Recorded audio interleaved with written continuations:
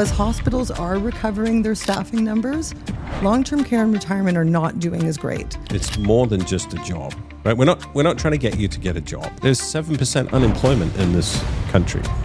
You can get a job anywhere you like, but do you want a job or do you want to make a difference? Meet John Beanie, who is the visionary healthcare leader who transformed senior living and long-term care across Canada. Built and guided some of the nation's largest care organizations, the question is, who leads the healthcare revolution? What do we say to college students? What do we say to high school students? What do we say about our industry that would be enticing? Because those numbers are shrinking. And we're working together. You don't work for me, I work with you, right? Twice a month you'd put on scrubs or, get out of the suit and you do the job with them. And not to do the job, but just to be with the people. And it was one of the most profound experiences I ever had. A lot of people think senior leaders are out of touch. Can't talk to them. They're a bit stiff when you come around and shouldn't speak to them unless I'm spoken to first and all those good things. But we are in a people business. We have to make time to connect with people. And it doesn't take a lot. It really does take a short and quick interaction for you to make a difference in someone's life. And she said, Carrie, would you be willing to walk me down the aisle? I'm going to marry my boyfriend. And she was 99 years old. So the most important question you can answer is, why are you here? Wow. No pressure, John. No pressure at all. Nothing like putting me on the spot, Carrie. Welcome to the Lion Healthcare podcast. My name is Carrie Stewart. I'm the Vice President of Operations for Lion Healthcare. We are excited to have John Beanie with us today, who's a long-standing senior leader in our industry. Hi, John. Thank you so much for joining us. I know we have a bit of a history, so it's exciting. It's exciting to be back chatting with you in a different capacity. I think the last time we were together, you were an executive at Rivera. I was a general manager, executive director. And I was just enamored watching you on stage with your beautiful accent, talking about all the wonderful things we were going to do for senior care. So I'm really excited to chat with you. We did get together before and really go over some of the things we feel about our industry. And I think I was fascinated most by your people, the take on people, and your insight into that. So I'm just wondering, to get right into it, how you feel about where we are in the industry and what is the work we need to do to really welcome that next generation of healthcare providers and frontline workers, managers. What's your take on that? Where are we going with workforce engagement and modeling? Yeah, it's a great question. And thanks first for having me. Great to see you. It's been a long time. Mm-hmm. You're right. The entire healthcare and seniors care industry is about people. So we have a lot that we have to do. Operations are intense, as you know, because you did it. There's always the investors and the returns and the financials and all those business things. But at the end of the day, the heart of what we do are the people that deliver the care to our seniors. And that is widely talked about, but I think what's coming to the fore now, and especially since the pandemic, where it was such an intense time for everybody, is that focus on these people who deliver the care and services every day in the front line, in the hundreds and thousands of residences across the country and indeed around the world. And I think that's heightened the discussion. All of the groups and associations and boards that I'm connected with all have committees talking about this, and whether it's how do we get more people into the sector, how do we engage them, how do we keep them, how do we train them. There's all of those metrics and business processes, but the heart of it is how do we engage, how do we get that human engagement with people. And as you just indicated, now we are moving through generations. So we are seeing a generational change in healthcare and seniors care, where a lot of our more tenured workers, our older workers, are retiring. Many of them have done 30, 40, and even 50 years, which is incredible when you think about it. And they're retiring. They're saying, I've done my time. I want to spend time with the grandkids and rest. And we're seeing a younger generation coming in, but that generation is a very different type of worker. Mm-hmm. And they have very different expectations. And so our job and our goal as an industry and as leaders is how do we continue to engage with them? And it is really about engagement and connectivity. Like, how do you continue to connect with people? We have to do the business side. We have to drive it. We've got to inspire and lead them, and we can talk about all those things. But at the end of the day, it's the power of human connection that really moves it forward. I think that's an excellent point because, we're all sort of having a sub-conversation about artificial intelligence. I think there's probably some people doing tasks in our industry that might be worried that they're going to be replaced by a robot. Talk to me about some of the key insights and some of those ways that you believe, let's say you were running the next chapter of healthcare and it was up to you to bring that collaboration together and produce the outcome of connectivity in this age with that next generation of healthcare providers and certainly frontline workers. What are some of the key insights that you take away from the groups that you're in, John? What are some of those tips that we can, really activate now to stay connected with our workforce and to engage our workforce and ultimately do that great job of looking after our seniors? Right. So great question. Could be all day answering this. So let's try and we'll try and talk about it in a concise fashion. Yeah. Firstly, you talked about AI and technology. So let's just get that one off the table. That's here and it's coming and we can't change it. And people shouldn't fear it either because there have for decades been advancing technologies and tools. We're now talking about AI and virtual tools and it's accelerating. It's no different to the trends that have happened for decades. These tools and these insights are actually a help. They are a support to our teams. They give us access to data. They give us better communication. They enable us to do those jobs better. And there'll be some mundane jobs that, quite frankly, nobody wants to do anyway, that can be done by AI and robotics in time. We're not quite there yet, but in time. People shouldn't fear that because, quite frankly, most people don't want to do those jobs anyway. But it won't take away the human element jobs. It will enhance and complement those jobs. So people should actually embrace those tools. It's going to enable us to do more. It's going to enable us to connect better and more relevantly with people. It's going to enable us to understand more about them, to profile them, if you like, and understand who they are and who they were and what's important to them. And are there other people like them in our communities? These are all powerful tips and tools that are going to enable us to do a better job. So that's the first thing on technology and AI. Let's not worry about that. It's a good thing, not a bad thing. Although we have to keep it under control. So I'll stop there because we'll talk all day about technology. The other part of the question you talked about is how to connect and how to stay relevant, especially to this younger, changing, dynamic workforce that we're seeing coming into the industry. And I think that's really the heart of it, is we have to accept that they're different. It's a different generation. They have different expectations about how they work, where they work, when they work. They expect flexibility. They are empowered. They make choice. They want to be able to choose what they want to do. They want to be in control. And they want to be part of something that's meaningful and have purpose.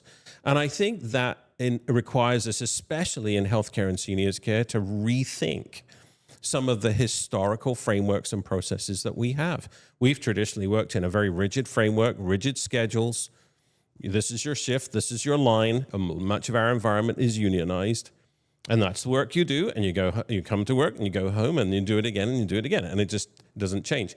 And a lot of it was manual, so a lot of things were done manually. I mean, I come from a world where we still did things with paper and pen. Now everything has become digital. The younger workforce of today want to decide what they want to do. They want to have flexibility in their work environment. They want technology and tools that enable them to do that. They want to be in control of what they're doing. And they want to feel like they're part of something and that they have value and that they're contributing and that they can see the vision, they can see the path forward. A lot of people talk about the younger workforce, especially when it comes to promotion, and they want these super quick promotions. And they do, don't get me wrong. They are a very aspirational group of people. But it doesn't mean they have to be promoted in 6 months. It means what they want is a development plan. Mm-hmm. They want to see where they're going. They want to know they're contributing, and they want to know that if they do these things and achieve those milestones, that there's a path to something better. And those are the areas that we have to work on and get better at so that they feel engaged. And that's where you get to that human engagement. And then there's just a lot of other things which are not as formal in structure, but are just equally important, which is how do we lead and engage with them? So I've been a senior leader in this business for a long time. A lot of people think senior leaders are out of touch, can't talk to them. You know, they're a bit stiff when you come around and shouldn't speak to them unless I'm spoken to first and all those good things. More now, we are seeing senior leaders engage with people in a very personal and direct way. We're seeing them share their personal experiences, share their personal life, a little bit about their family, let their hair down a little bit. I heard that at a conference this week that I was at. A good friend of mine who runs one of the major chains, letting his hair down, not wearing a suit to work every day, and just, getting real with people, because that's what we need. We need to connect with each other. And the power of human engagement, I think, is really at the core and the heart of everything that we're doing, and will be essential as we see this generational change in our workforce come to fruition. That's it's a great point. I think what I'm hearing you say is we've arrived at a place from a leadership perspective where having a safe place and creating a safe environment to be yourself and bring yourself is no longer a differentiator. It's actually going to be demanded of us as leaders. And part of that is humanizing the person who is maybe setting that strategic plan in motion, setting that vision, Right. and allowing people to take that first step. And then that communication grows from there. So what do you think leaders are doing who might be a little bit removed from the incoming generation? What sort of development, what books are they reading? What training are they doing? What mind shift are they having when you sort of sit around the table and hear those different voices? What is your takeaway from what development work leaders are doing to be relevant as things move on? It's a really great question, Kerry. And it's interesting how you asked it, because you talked about training and you talked about books and you talked, what are leaders doing and absorbing in order to make that change? I actually think it's much simpler than that. A lot of the leaders I know and work with, and myself included, it's not about more training. We all read books, of course. The subject is really about how do you become more human? And I don't mean that in any offensive way, that leaders aren't human, although some will be accused of that. It's just about human engagement. And some of that is just how do you reconnect with just being a normal guy, a normal girl, and connecting with those other human beings that are around you. I was chief operating officer at Revera, as you kindly said at the beginning. And I regularly said with my team, and I mean my broader team right down to the front line, I'm just John, and I'm just doing a job, and it's just one of the jobs that of the thousands that need to be done. And when we all do our job, we all fit together like a nice machine and it all works beautifully. But my job's no more important or no more special than a housekeeper's or a maintenance guy or anyone else doing any of the other jobs in the hierarchy of the business. We're all just doing these jobs together. And I think we have to just break down those barriers, break down those walls, and be human with each other. I'm just John doing a job, and we're working together. You don't work for me, I work with you, right? So some of it is language, some of it is how we think about that job. I mentioned I was at a conference this week, some really tremendous people talking about these very subjects. And one of my good friends, who's also a chief operating officer, said, that transition between being a corporate office executive and the support office. And that's something that we did at Revera many years ago as well. Changing the thinking about why are we here? What is our purpose? Is our purpose to direct and tell everybody what to do and be the boss, which is old school, doesn't work, doesn't foster human engagement? Or is our purpose to serve and support and help and stand shoulder to shoulder with them to help through the challenges and help them resolve and move them forward, but also to recognize them when they're doing a great job and to celebrate with them? That's a very different leadership style than the corporate, I'm telling you what to do. 100%. I have been on both sides of that. And I remember when you were the chief operating officer and I was running a site at home. And I remember what it felt like when we were all together. And I remember what it felt like when there was a great divide from corporate office to the site level. And while we understand as executives and certainly as leaders in this industry, there's a lot of moving parts to create the home that we want to create for seniors. There's obviously the business side of it. There's the finances. There's the asset management. There's all of those things at play. And then there's that magic of bridging that gap between operations, culture, value system, and all of those things. And I think what I'm hearing you say, and I love, is that we're starting to rethink how that hierarchy really works and where our time is spent. And I think what I'd like to understand from your perspective, from the operations perspective, is how key is automation? How key is innovation in the process to create the space to be more connected and to be more involved in the people and more instrumental in how we develop that culture? It's a super question, and it's a really important one. We started talking about technology, so we're going to resist the urge to talk lots about technology, but it is important. We do have amazing tools and automation these days. We do have incredible technology supporting our business. And as I mentioned earlier, we shouldn't be afraid of that. These tools and these technologies are enabling us to be more efficient, eliminate mundane tasks, enable us to communicate better, and enable us to have access to data to make better business decisions faster than we've ever been able to do. Those are all tremendous things, and we should embrace all of them. And certainly I have seen that wave in the senior teams that I work with and the organizations I'm connected to, doing that in droves. Everybody is very, very focused on that. What that does is allow us to refocus that time on face-to-face engagement. And so a lot of the leaders that I work with, and my constant challenge is spending more time every week in front of our teams, in our residences, in our homes, engaging with people at a very personal level in various different forums.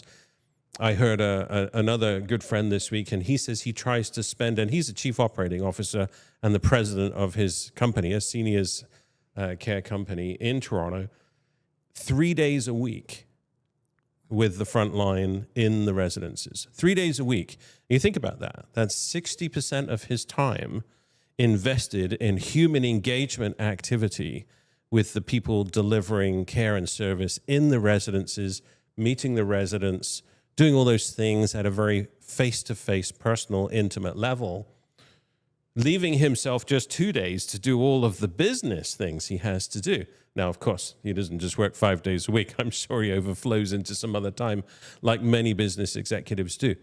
But it's giving him that time to do that because he can eliminate some of those tasks and create efficiencies. There's this commitment to doing that. And that's the power of tools and technology and AI and all these services we see today, is it's freeing up human time to get back to being human together.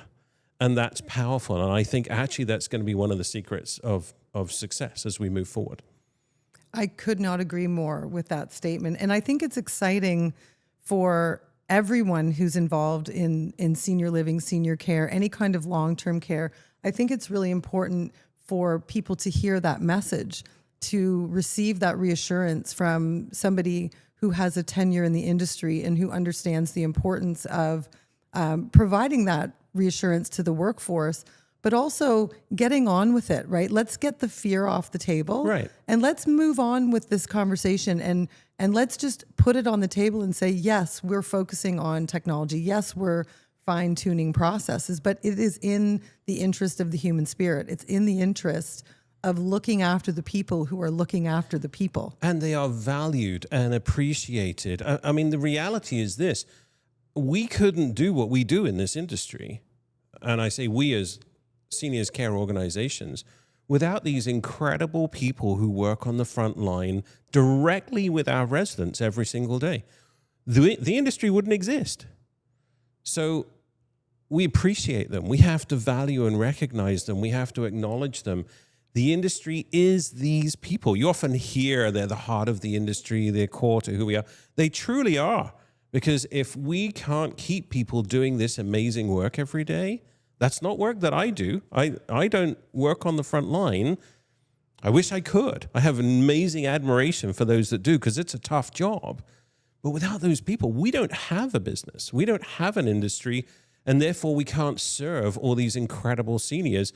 And that population is growing, not declining. Like, we can't keep up with that demographic right now. So we have to keep driving this engagement. We have to keep acknowledging, recognizing, appreciating, and encouraging these people who are bold enough to dedicate their lives to providing care and service on the front line. That is this industry. It's I love the passion that you have when you talk about that. We are equal in that passion, and being sort of one layer away from operations, I miss that interaction. I miss creating the environment for people where they're running to work, not away from work, where you're creating a family and a place where, again, it's safe to have a bad day, or it's, there's outlets where, here, if you're having this bad day, come and do this, rather than taking it out on your colleagues, for instance. And I think in the interest of providing good care, and you said something, John, when we talked about doing this podcast and when we talked about this conversation earlier, you said something really key and profound, and it distilled for me what we're doing here. You mentioned that residents have a right to quality of life. We all firmly believe that in our hearts. We want to do a good job looking after people who are approaching this age where maybe they want, the administration of life not to be so difficult. So they choose the congregate setting. But you talked about happiness in our preamble. You talked very passionately about creating happiness, and this is all in pursuit of that. On behalf of really, a generation of people who it's time for us to give back to them. Mm-hmm. So talk to me about how, when you're at the conference and you're talking to the senior leaders in the industry, talk to me about how where the conversation is today is going to contribute to that happiness. Right. And what a super point. And the point came up because I was talking about one of our old board directors at Rivera, an esteemed doctor in his own right. And we used to sit in board meetings and give all of our official reports every month and every week. And of course, there's all the business metrics and the KPIs that you report on, and they're all very important and they all have their value. And we would go through these reports and we would do all this work. And he was just incredible at cutting to what was important. And we'd have that discussion. Then he'd pause after talking about it for however long it did in the various committees and board meetings we had. And he would say, I got one question. He said, are the residents happy? And, if you could ask one question that stumped everybody, that was the one that always created the pause, because it's so profound. And so it's stuck with me as much as it's resonated with you. And I think, it speaks to the spirit and the heart of what we do. So to your point, what are we doing? How are we engaging? Again, it's not as complicated as we think. That doesn't mean it's easy. It's actually really hard. But it's not complicated, because all it means is we have to connect with them and speak with them and ask them. You can't tell if somebody's happy unless you know who they are. You can't tell if somebody's happy unless you sit and talk to them and spend time with them. That's not a difficult thing to do. It's challenging in our business world. It's not complicated, but we have to make time for that. I talked about the conference I just came from this week. A great panel of chief operating officers and presidents were all being asked different questions about what they do and transformation and a whole bunch about what they do. And they were asked a similar question that related to this, which was, how do they engage with people? How do they keep in touch with their teams and their frontline people? And also, how do they engage with the seniors and the residents? Like, how do they build these relationships? How do they know that they're happy? How do they even know these people? And all of them had different approaches, because we all have different ways of working and different demands of our time. And one of them said, well, I always run the barbecue. He says, I always stand behind the barbecue. This is a chief operating officer and president of the company. He says, and I do that because I get to see every single person at that social event, standing behind the barbecue. And another one piped up and said, I run the bar. You know, I pour the drinks. I do a great pour. And, you know, there were all these just very personal and simple statements around how they take time to immerse themselves face to face with these amazing people, because it gives them that connection opportunity. And there are so many more examples of doing that. And I think that's what leaders are now starting to do, and we need to do more of, which is, yes, we have a business to run. There's all the big and important things to do, and we have boards and owners to keep happy, and there's money to worry about and all those good things. But we are in a people business. We have to make time to connect with people. And whether that's our staff at all levels, right down to the incredible teams at the front line, or whether that's our residents, or whether that's the families of the residents, often missed out, but you know, you've run residences, you know how important families and loved ones are. They need to be as connected as anybody else. And it is about creating spaces, events, social engagements, opportunities to just connect with people.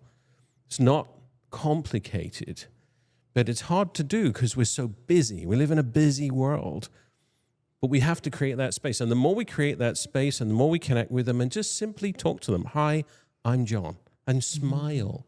You know, we worked with a similar leader back in at Riviera, and he came from the hospitality world, incredible guy.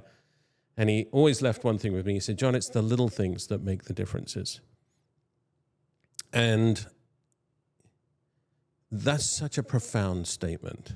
There's so much power and depth in pausing, smiling, visual and human engagement, greeting them, having a few minutes of conversation, maybe remembering a few things about the person, if you can. That comes quite challenging after a while when you have so many. But just try and continue to build that connection so that when you see them next time and you do the same thing, they feel relevant, they feel important. And it doesn't matter if it's a staff or if it's a family member or if it's a resident. It's every human being that is in this universe, this eco universe that we have of seniors care and healthcare, and just making the moment count.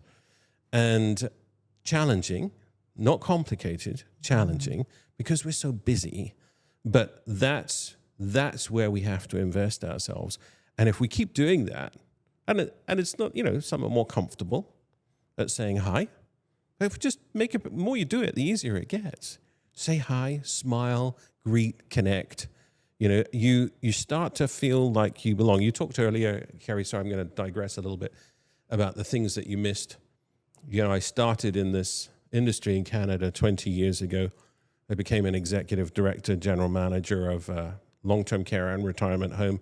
It's actually some of the most amazing years of my life, really connecting with the people and understanding this space, because I didn't understand or know about seniors care before that. I came from a technology world, and you could call it a baptism of fire. But one of the most amazing things I was encouraged to do, which I didn't think of, I was asked to do, was to spend time in every role in the job and connect with those teams and connect with the residents. And so, you know, twice a month, you'd put on scrubs or, you know, get out of the suit and you'd do the job with them.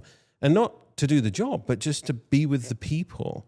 And it was one of the most profound experiences I ever had.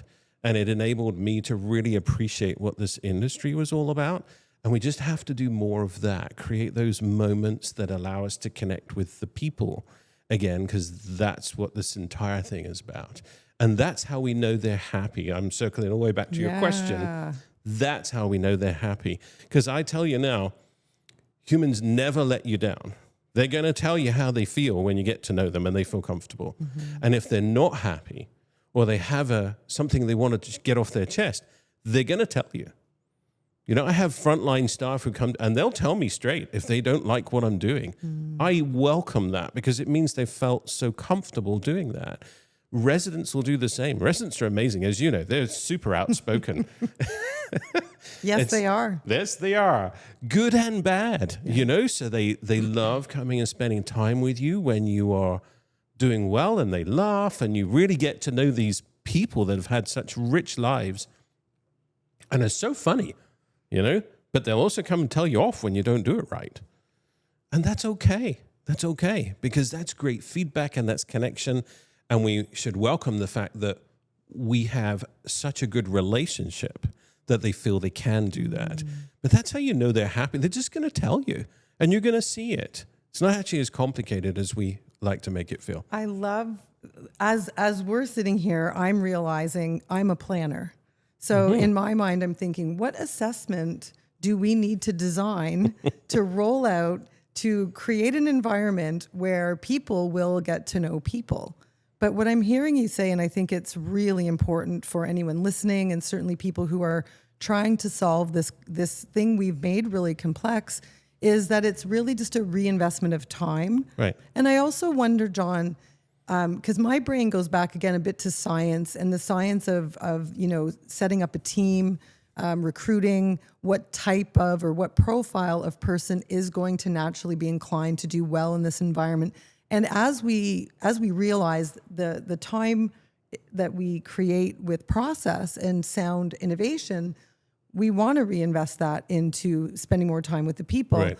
So would it not be ideal if we know what that profile of person is who will do well being the mayor of a small city, being the person who's going to spend time? What do you think the relevance is of that? Or do you think the mixed bag and bringing all things to everyone is really what we're rolling with a bit of direction around that? Could be a trick question, so got to be careful. Yeah. So firstly, there's so many elements to that. There is a place for assessments and surveys and all of the tools we use to measure our business. There is a place for that. And there is a place for driving quality and ensuring that we're meeting standards. Those things are important, but they shouldn't be everything that we do. There is also a place for profiling of a person, an individual, not to put them in a box, but to understand who they are. And the reason why that's important is because you want to know that they've got that human engagement and that they want to be that way. It's very hard and actually very uncomfortable for the individual to try and push them into a human engagement situation when they're not comfortable doing it, or they're perhaps even resistive to doing it. And there are some people like that. There are some people that like to be by themselves and very isolated and actually aren't comfortable with human connection. And actually, that's one of the challenges with technology today, is some of that's being propagated, that they're finding it difficult to have that face-to-face because they're used to working through devices. So that's something we have to be aware of. I was watching that on the news this morning, actually, around how these devices prevent us from connecting face-to-face with humans. But it's good to understand who they are, and do they have a natural affinity for it? Will they be warm and welcoming? Do they have lots of EI? I happen to be married to somebody who is just, people gravitate to her. I'm highly jealous because I'm not like that. I'm not as good like that at all. And she's just that kind of individual. She just, I don't know what it is. She's got this human magnet inside her, and she's just naturally that way. There are those people that are naturally that way, and then there's a lot of us that are on that grade in between, and some who are completely the opposite. It's good to know about those people and to seek them out, because we need more people in this space who are people.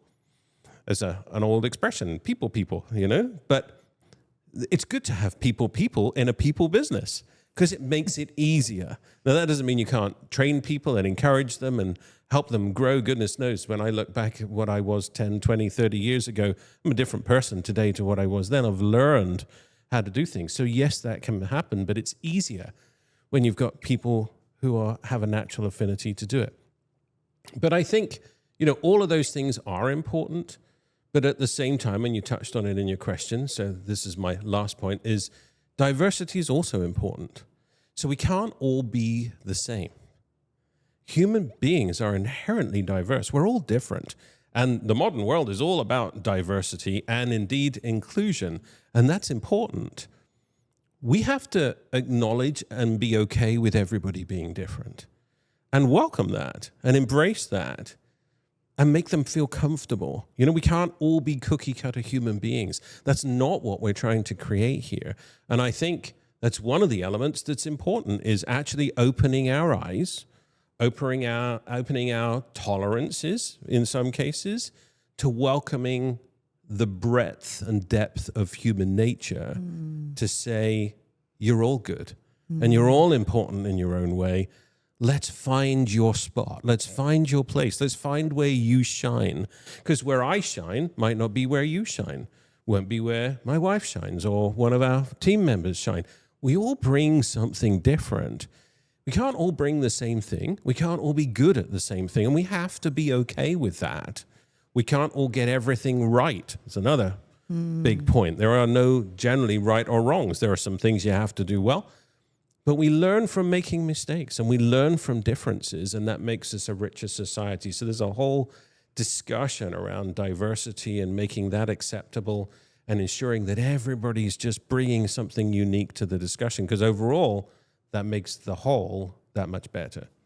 I love that that you've opened up the conversation and created the landscape where really the responsibility goes back to leadership. It's not about hand picking certain types of people. It's really about learning to harness the power of diversity and harnessing the power of, us bringing us to the table. I often say to my team today, bring you to the party. Right. We want you. We want Monsi. We want Harleen. We want Daniel. We want Carrie. We don't want a version of you because really I think the connection that we're talking about, that we're hoping to not only reintroduce to culture, right, but also invigorate and make a central part of moving forward as an industry.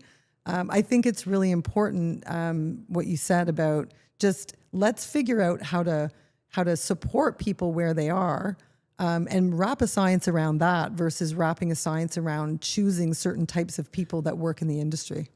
100%. And even more so, let's challenge people in a nice way. Challenge is a good thing. Challenge is a nice thing to do, to seek out for themselves what they bring to the party, right? Because there's a lot of people, they know they're different, perhaps. They know they're not like Joe or Mary or John standing next to them, but they haven't actually paused and thought about what they bring to the party. And so that's often a question I'll ask in an interview or the first time I meet someone is, tell me what you bring. Tell me about yourself. Tell me what you bring to this that maybe we don't have already. And it's a great way of opening up that discussion to who they are and the unique things that they bring to a business or a team, perhaps things we've not thought about, which is incredible when we can get that. But it also might not be something they've actually thought about. So I always encourage candidates and new team members to say, what do you bring? Tell me what you bring, because you bring something amazing and unique. We might not have found it yet, but you do. Our goal is to get that out of you. Our goal is to get you to bring that to the team and to build on that.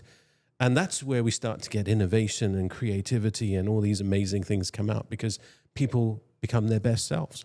I love that. I love that that's where we're investing, and that's the conversation that we're having, because I think there's an importance to the genuinity of that from a leadership perspective. Subscribing to servant leadership, subscribing to personal and professional development, creating space for people to open up the doors in their own lives, and all different stages of that will reveal itself in a work culture. Right. So being accepting of this person may be a little bit further down their development journey, and here are the qualities that we're seeing in that human, but that doesn't mean we're not going to go back and support this person as they come up through. So my question to you, and I am really curious about this myself, is what do we say to college students? What do we say to high school students? What do we say about our industry that would be enticing? Because those numbers are shrinking. As hospitals are recovering their staffing numbers, long-term care and retirement are not doing as great. Right. And so obviously I would love to be part of the solution versus a spectator as that takes place. So if you had the responsibility to create that message for people who are starting to think about their careers, what would that be? Wow. No pressure, John. No pressure at all. Nothing like putting me on the spot, Carrie. No, kidding. I talk to young groups all the time. I've talked to a bunch of college students over my time, had the privilege of working in various programs with local universities. And so this comes up all the time, and it's a great question because we do have to be able to communicate that. Because if we can't communicate it, how are we ever going to get them interested? The reality of this space is it's more than just a job, right? We're not trying to get you to get a job. You can do that. There's 7% unemployment in this country. You can get a job anywhere you like, but do you want a job or do you want to make a difference? Do you want to feel like you belong to something? Do you want to grow as an individual as well as part of a team, as well as something that's worthwhile? And, I speak from my own personal experiences, which is often the best way of, because I can say that and everyone's like, yeah. But I've actually lived that. So, I mentioned I've been here in Canada in healthcare for 20 odd years now. Before that, I was in the UK. That was my base. That's where I lived. As you can tell, I'm not Canadian. But I also worked in the technology industry. I worked in a very different space to healthcare and seniors care. And I was immensely successful. I got all the ticks in the boxes that I wanted on the resume. Worked for large organizations, worked for startups, made some money. Couldn't have been happier from those perspectives. But really, I didn't feel like I belonged. There was I started to lose that purpose. Yes, I'd earned the money, I'd seen the success, I'd got the positions and all the rest of it. But I was looking for something more. So when I decided to emigrate and there was options in addition to Canada, we came to Canada, I was looking for a space where I could feel like I made a difference, something that got me out of bed in the morning, quite frankly. And that sounds like such a simple statement, but as human beings, we have to be motivated every morning, every day. Like otherwise we just sort of waste away and vegetate. I mean, that's just nature. So I wanted something to get me out of bed every morning. And it was a friend that introduced me into this space. I didn't know what seniors care was. I didn't even know what long-term care was. And that sounds incredibly ignorant of me, but it wasn't as advanced an industry in the UK. And I had no exposure to it. I just didn't understand it. A friend put me into it. It was a massive career move for me. I took an 80% pay cut when I took my first job in Canada from what I was doing in technology. But very, very quickly fell in love with the space. Not because I made a lot of money, not because I had a chief title or any of those things, but because I had a purpose to get up every day. I felt like I was making a difference. The residents, families, and team around me in that first job as an executive director started to care. And it was like, you felt you were part of this second little family, and it was awesome. And it became more than a job. And we used to have a saying back in long-term care, which was, it's a calling, not a job. And it really is. It is so much more than a job.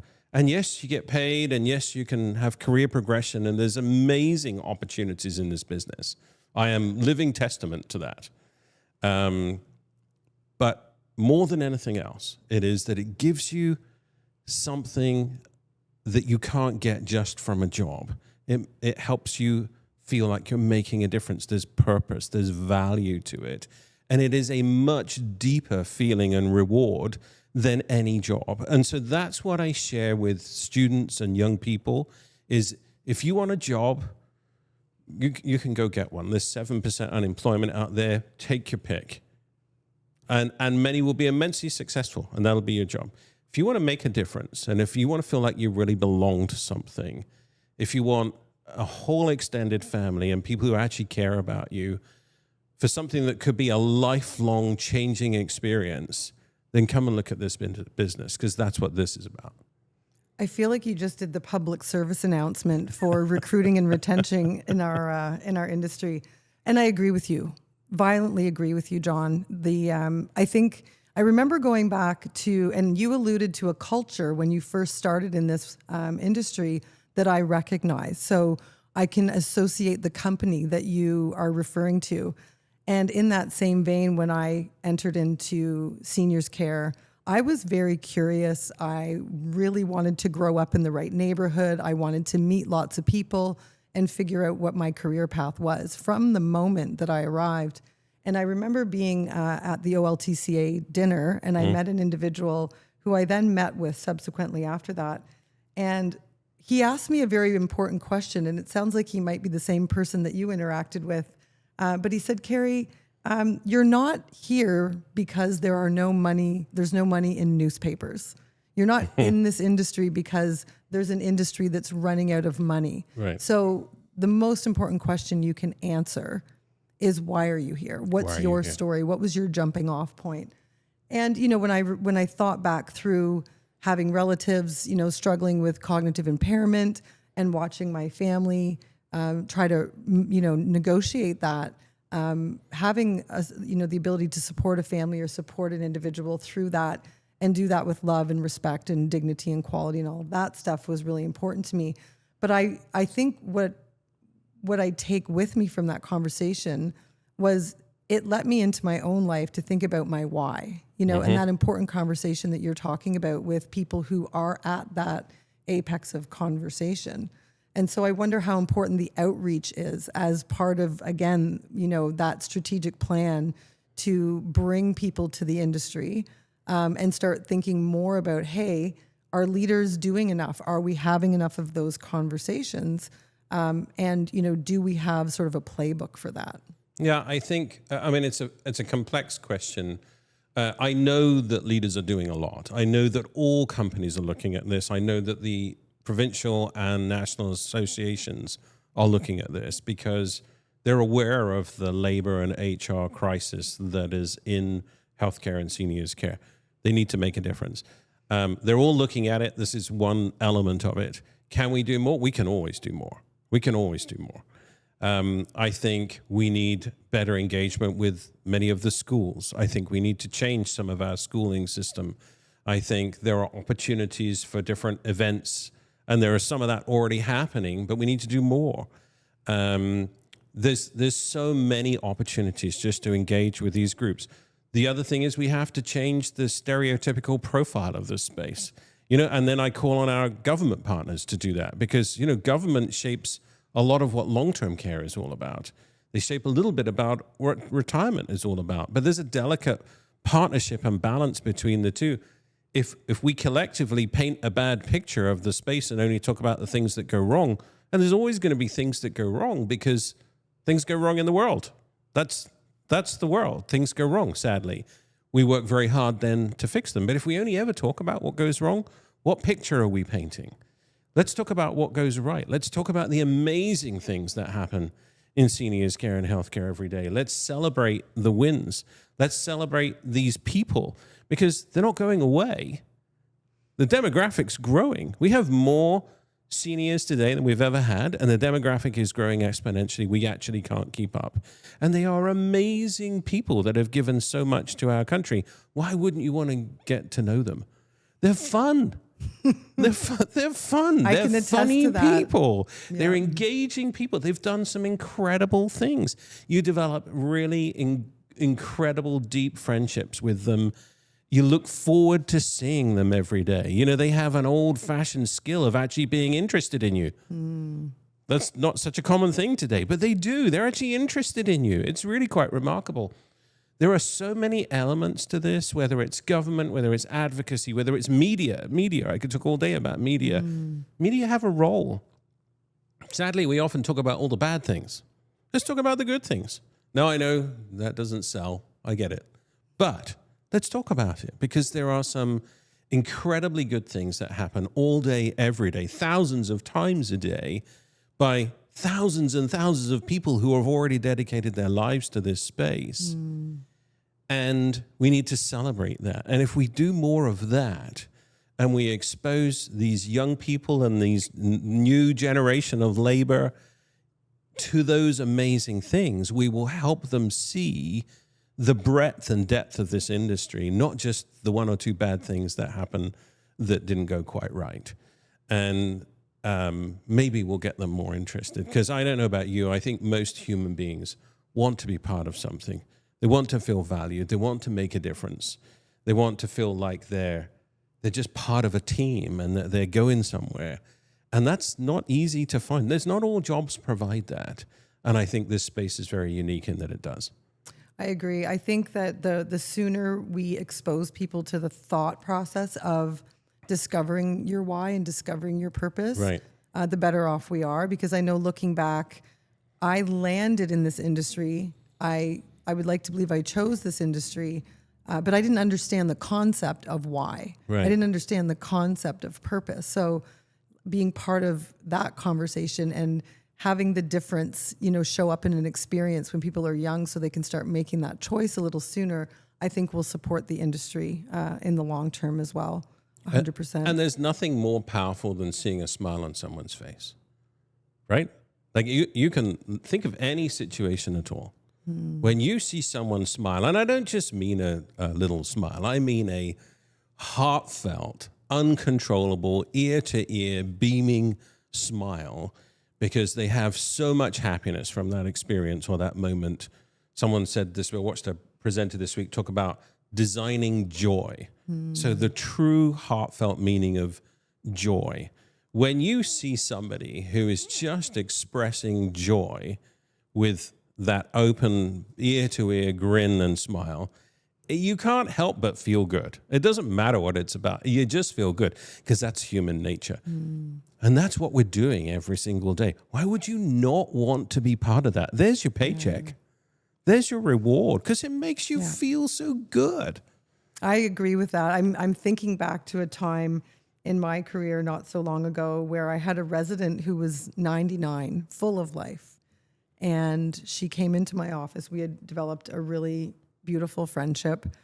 And the iterations of what you're talking about are almost infinite throughout the day. Right. Because people are open to having a conversation. They're open to feeling the joy that you're talking about. And it doesn't take a lot. Like it really does take a short and quick interaction for you to make a difference in someone's life. And she said, Carrie, would you be willing to walk me down the aisle? I'm going to marry my boyfriend. And she was 99 years old. And you can imagine the honor. You can imagine Totally. what flowed from that in terms of the joy that was, sort of respent in our little home while people got ready and people witnessed it and showed up and wanted to be there. But where else but our industry could you witness such a wonderful act of youthful, somebody really saying 99's not old. I can still do all the things. Just makes you feel good, right? Right? Yeah. Totally. I was, it's interesting we talk about this. I mean, we could talk all day about happiness and joy and all those amazing things. It's not just being happy. It doesn't just make you feel good. It's actually makes you healthier. I was at a conference. I was at the Orca conference this week, a great conference. Every time we have a conference, the Minister Cho, always greets us in person. He is an incredible man in his 90s and still doing what he does. And he talks about joy and happiness and tells this. He's a wonderful storyteller, tells stories about how his doctor has talked about, that's why he's living so long and doing so well, because he's happy and he has joy. And he tells this story and has done for several years now. And when he wraps up his speech, he does a little exercise with so you can imagine hundreds of people in the room at a formal conference, and he talks about how you genuinely make yourself happy and the health benefits of doing so.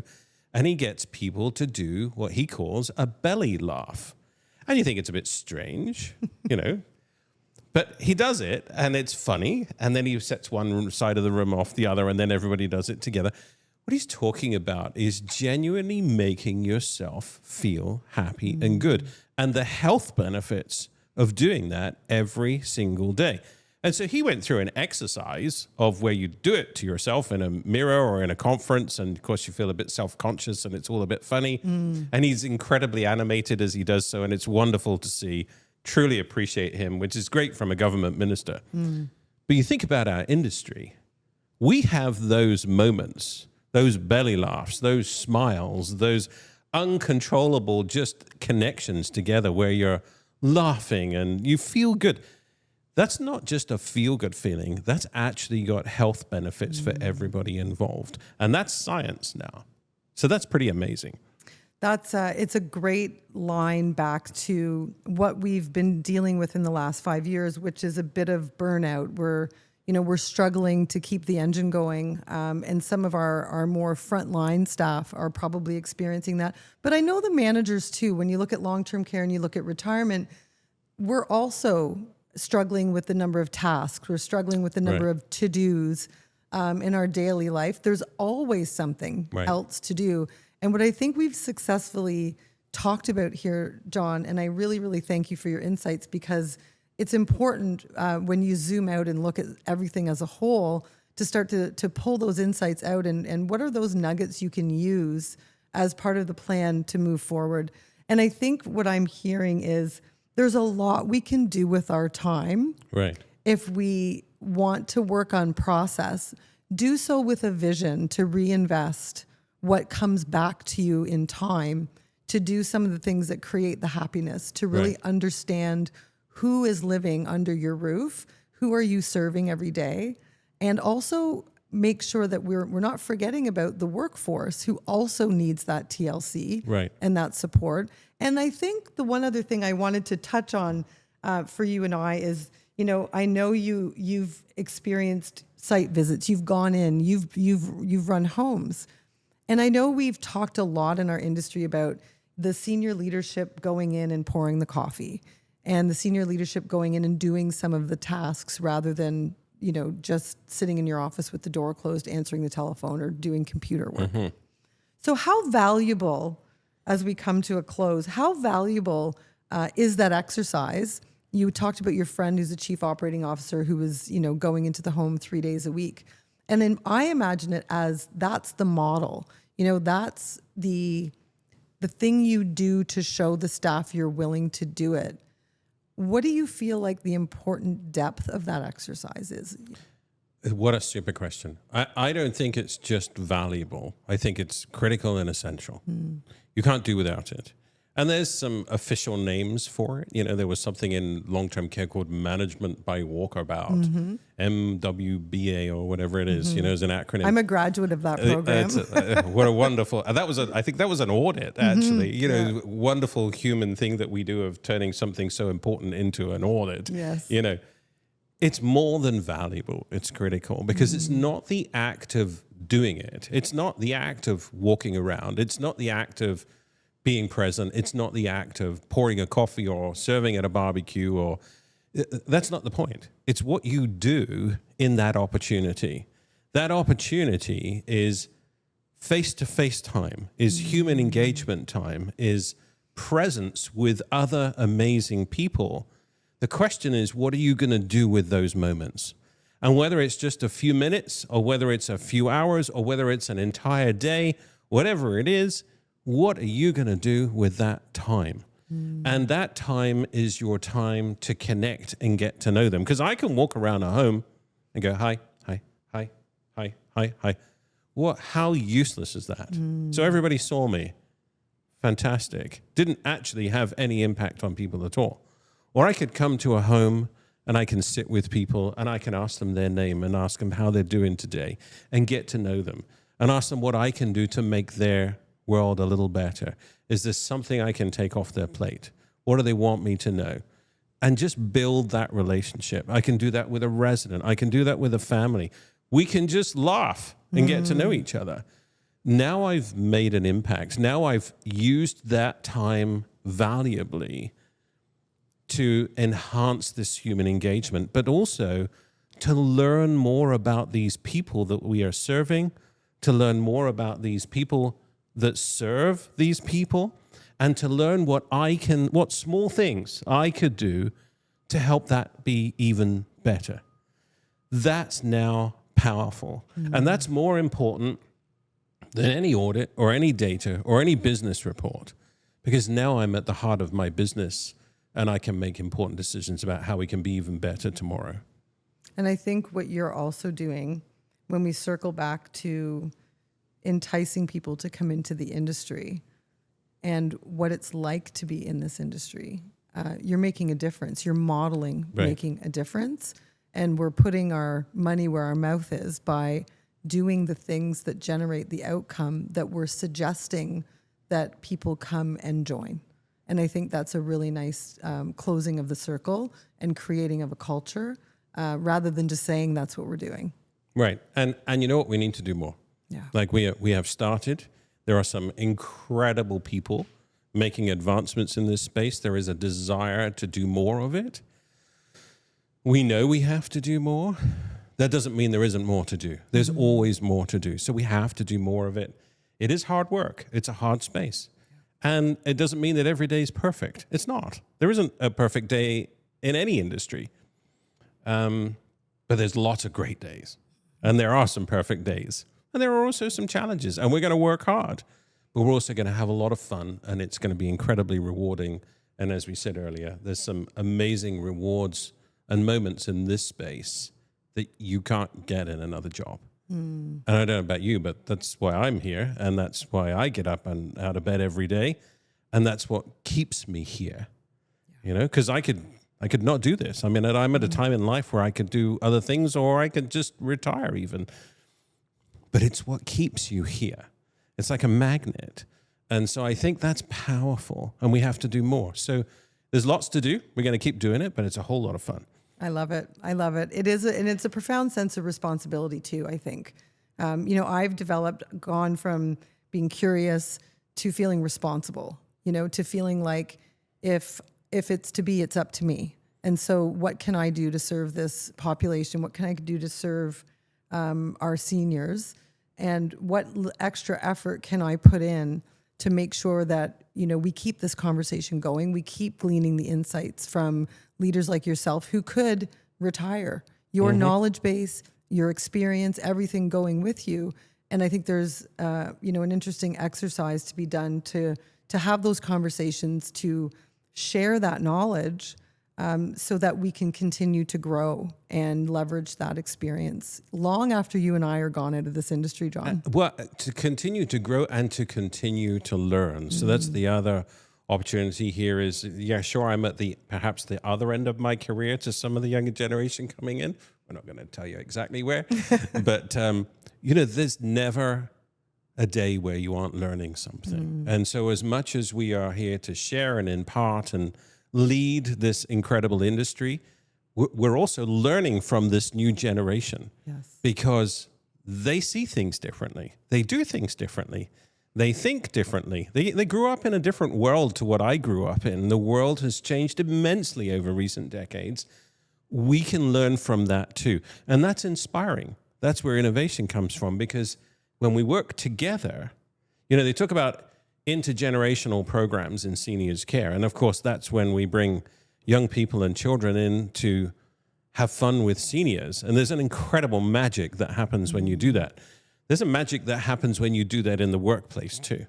When you bring younger workforce together with the more mature workforce at different ends of their career, and they can share ideas and create magic together as well. There's amazing things we can learn from each other. So even though I'm at the twilight of my career, there's so much to learn from the younger generation still, and that's exciting. So. Yeah, I think that's probably one of the strongest points and one of the greatest reminders for those of us who are, you know, not part of that new generation, let's say. And to your point, we don't need to know at what point of our careers are we coming to.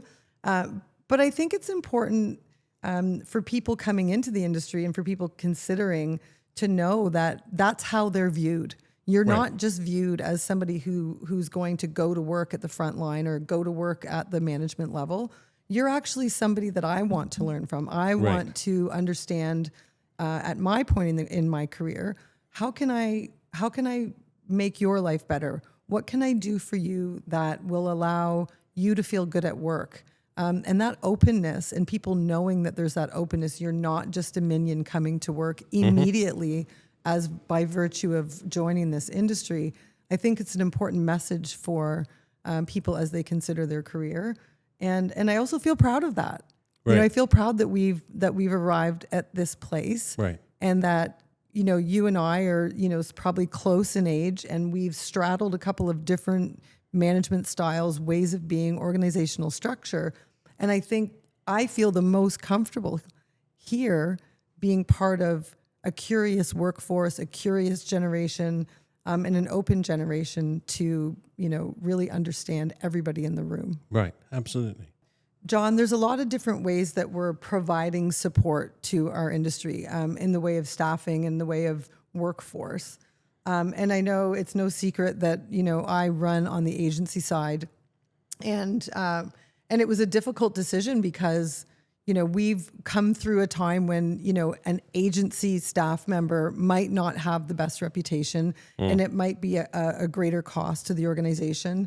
And I remember when I met my CEO and we talked about the concept of me joining the organization, I said, there will never be a day where I will do agency work. It's just not part of my value system.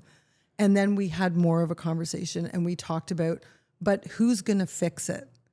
Who's going to take responsibility for having oversight and more quality and being part of the solution while this workforce starts to evolve? And I know there's a lot of conversations around tables about how can we get rid of, these ancillary workforces? How do we get direct care hired? How do we make sure that we have our own staff, because culture is difficult when you don't? And so as we look at the flexibility that you talked about, and as we look at how do we solve this Rubik's Cube that is the workforce challenge, what do you think about the concept of having an opportunity to do both and do both in partnership? And you don't have to answer that favorably to agency. That's not what I'm expecting.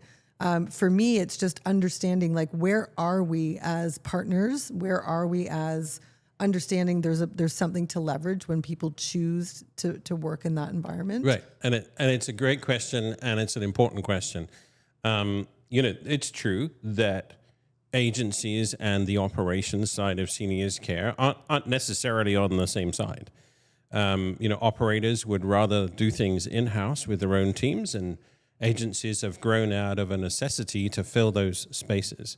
And I think, the pandemic changed a lot. I mean, the pandemic really put the pressure on the human resource side of the business. We couldn't keep up. We were seeing people who were out sick. We needed more people.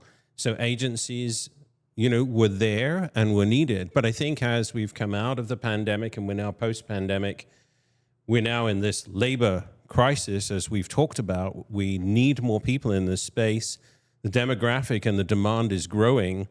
The reality is this: while there's still an operational preference to having in-house teams, because they can control standards and quality and training and all those amazing things, and there's an economic element to it. We can't run operations entirely through a third-party workforce.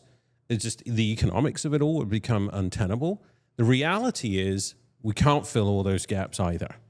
And so there is an acknowledged partnership, if you want to call it, that we do need these third-party resources to work with us. The real focus now is around quality and training and delivery of service and reliability and all those amazing things. And, you talked about fixing things. I don't like talking about fixing things. I like talking about improving and getting better, because no business is ever perfect. But I think that's where a lot of the quality partners in staffing are looking at now, and I'm sure yours the same, where you're looking at the quality elements, the training, the reliability, becoming part of their team, so that you're considered part of their team. Even the provincial and federal associations now are acknowledging that there is a place for agency, to use the forbidden word, but staffing partners, because we can't fill all of the needs within the industry. And the question really is, what is that balance? What does that look like? How do we work together? How do we improve those processes? How do we ensure credentialing is great, training is great, quality of care and service delivery is great? How do we measure that? How do we continue to improve, train, and support that, so that we're working together, not against each other for the betterment of the people that matter, as we've talked about today, which is the seniors in the homes that pay to be taken care of and for the privilege of living there. And I think, that's the ultimate goal of everybody. So I think there is a place. Companies that are focusing on quality people, quality training, great credentialing, all of the regulations we all have to, comply by, that are doing that well and are truly partnering with the operators who have needs and where they can complement their business. There's an amazing output there where we can be better together. And I think that's what we're working towards. I love that. So you mentioned earlier that you're sort of in a phase of your career where you can make these wonderful choices to come and join us in Toronto to do a podcast, which we deeply, deeply appreciate. I have really enjoyed talking about the industry, getting to know you better, John, because again, we go back, but we were on different paths. So that's been a real privilege. And you have some amazing insights to share. So what are you doing today? What are you doing to fill your time? I think people would love to know, how do we get a hold of John Beanie? How do we have a conversation with him? I think, I spent many a year, as you know, running Rivera and working for other organizations. For the last 2 years now, I've been management consulting and speaking in this space, supporting incredible organizations, some direct in the operations side, some in the staffing and the people side, and some in adjacent businesses, in vendors and suppliers who were also trying to hone their services and their product supports to be better and create better outcomes in the space. So I've been spending a lot of time doing that. I'm still connected to all of the association boards and take every opportunity, as I did this week, to be at Orca and be present with this just incredible group of people and to keep giving back and staying connected and staying relevant. And I'm going to keep doing that. I'm always open to discussions around different projects and indeed even different roles and teams. And I love engaging and interacting with teams. So if I get the opportunity to speak, support, work with them in any way possible, I do that. I'm easily accessible on LinkedIn. So you just look up John Beanie on LinkedIn and most people can find me. My consultancy is Aspen Management Solutions. And so you can look that up. There's a website, aspenmanagementsolutions.com, and you can reach me through that as well. And other than that, just ask somebody and they'll tell you and they'll connect you where I am too. So I'm not hidden in any way. I'm pretty visible and, always look forward to hearing from people. Well, we're all the better for having the opportunity to spend this time with you. I know personally, I was really excited when we left our original conversation and talked about doing this, because I thought we should have just had the podcast rolling in the conversation that we had. You're not short on recalling the experience you've had, and you're very generous to share that. And I know very approachable as well from my own experience when we met again. I think we were at OLTCA. We might have run into each other. And so just the notion that you still want to give back and you still want to provide the support for our industry. I know we've gained a lot from that. And I just want to say thank you. My pleasure. Always a pleasure, Carrie.